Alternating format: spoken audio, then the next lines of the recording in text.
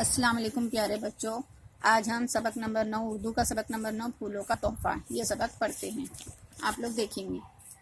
شام کو اسکول سے گھر آتے ہی امجد نے بڑے لاڈ سے ماں کی گردن میں باہیں ڈال دی اور بولا، میری اچھی امی مجھے ایک چیز لے دیں گی؟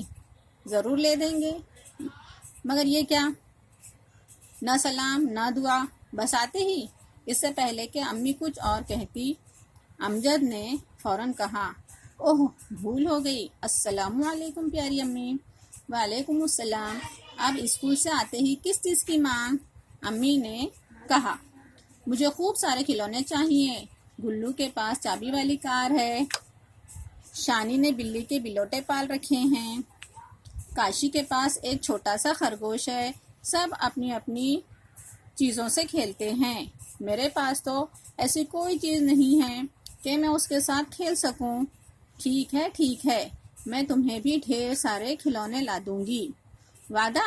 امجد نے اطمینان کرنا چاہا۔ ہاں پکا وعدہ۔ چلو اب جلدی سے کپڑے بدلو اور ہاتھ منہ دھو لو، میں تمہارے لیے ناشتہ لاتی ہوں۔ اگلے روز امجد کو اسکول بھیجتے ہوئے امی نے کہا، مجھے ایک ضروری کام سے تمہاری خالہ کے گھر جانا ہے،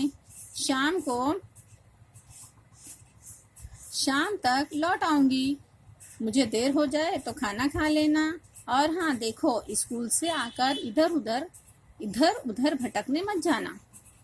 پھر امی چلی گئیں۔ شام کو جب امی لوٹی تو ان کے ہاتھ میں ایک گملہ تھا اور گملے میں موتیے کا پودا۔ انہوں نے امجد کو پکارا، امجد دیکھو بیٹا میں تمہارے لیے کیا لائی ہوں۔ امجد اپنے کمرے سے دوڑتا ہوا باہر آیا، دیکھو یہ گملہ خالہ جان نے تمہارے لیے دیا ہے، امی نے کہا۔ گملے پر نظر پڑتے ہی امجد کا جوش ٹھنڈا پڑ گیا، اسے گملے سے کوئی دلچسپی نہیں تھی۔ امی میں اس کا کیا کروں؟ کیا یہ میرے ساتھ کھیلے گا؟ گندا سا پودا، امجد نے برا سا منہ بنایا۔ بیٹے یہ موتیا ہے، جب اس پر پھول کھلیں گے اور سارے گھر میں خوشبو پھیلے گی تب دیکھنا۔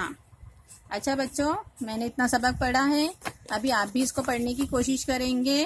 ہاں، 1 پیراگراف 2 پیراگراف جتنا بھی آتا ہے آپ پڑھو اور مجھے واٹس ایپ کریں گے۔